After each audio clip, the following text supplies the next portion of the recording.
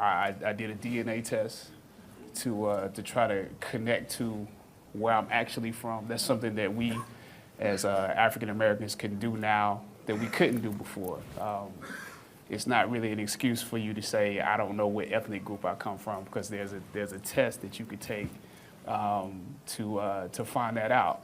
And so during this process, I went up the branch of my tree to find where I'm from. I think we're all searching for things because we're looking for those rites of passages that have been left behind. At the same time, I feel like T'Challa has a tradition, and he has a connection to his ancestors that I long for. Mm-hmm. I long for that, and I feel like Killmonger longs. They're two sides of the same coin. Yeah. But as an African American, you're always gonna feel like, until you make that connection, that there's a disconnect there. What I did is I took a DNA test. So not only, if you just know, the country, that's still the European borders to a certain degree. Gotcha. But if you know that you're Yoruba from Nigeria, then you can now you can pinpoint specific customs and rituals. Got you. That are part of your past. If I know that I'm Jola from Guinea-Bissau, I'm naming all the stuff that I found in mine. That I'm Lemba from Sierra Leone. That I'm Lemba from Sierra Leone. That I'm Lemba from Sierra Leone. That's a more specific. I could go talk to somebody. Yeah. There that specifically knows, this is your background. I need to do that. Concentrated in the shadow of the Soutpansberg Mountains in the far north of South Africa. To the casual observer, they look and live much like any other traditional Southern African community. But if you scratch below the surface, there are some intriguing differences.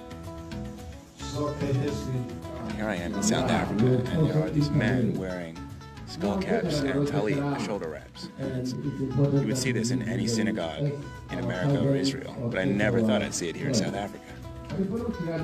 I want to find out how these people seem to have Jewish customs. Samuel Moeti is president of the Lemba Cultural Association. Pleasure. So, I'll be honest, I came into this village and the first word I heard was shalom, yes. A Hebrew word. Yes. How's that possible? How is it that the Lemba are speaking Hebrew? The Lembas are the original Hebrews, and they were scattered, as you know, and they crossed into Africa. So they were scattered all over. So in South Africa, in many parts of South Africa, you find the Lembas who are actually Hebrews. Hebrew. So the Lembas claim to be descendants of ancient Israelites? Not claim, they are. They are? They are. Okay. We are the original African Hebrew. We are scattered all over. Can you give me a few examples of some of the Jewish Yes, traditions? we don't partake of pork. Okay. We don't mix milk with meat. It sounds to me like the Lemba have a unique culture surrounded by others who do not practice the same way. That is correct. We always believe that the Jewish people who live all over the world are our brothers because we come from the same root.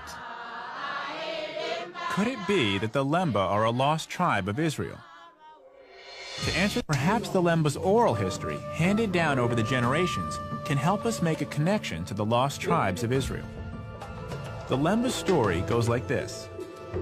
Thousands of years ago, they were forced out of Israel and settled in a place called Senna, which is believed to be the present-day Yemen.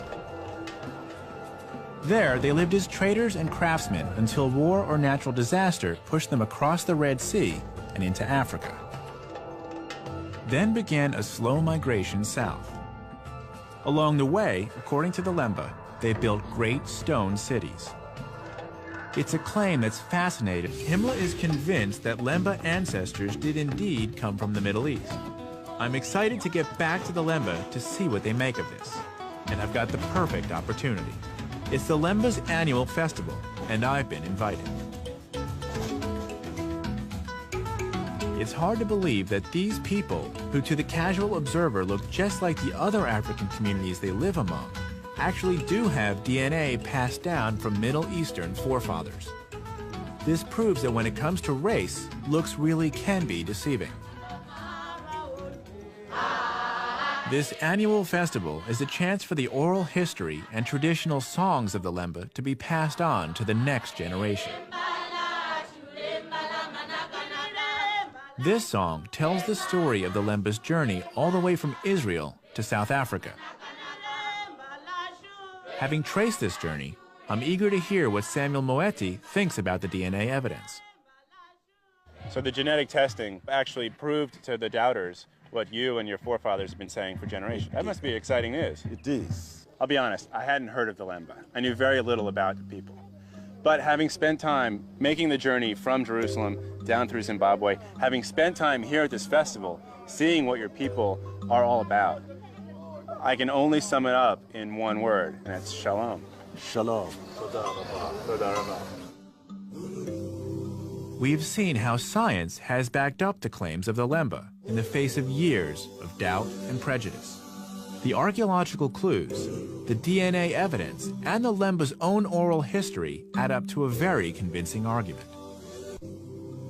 It reminds me that first impressions can often be misleading.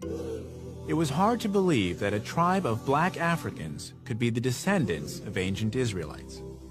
But that's exactly what they appear to be. Brothers and sisters, they are there. We are not lost. We are scattered. We are original Hebrew.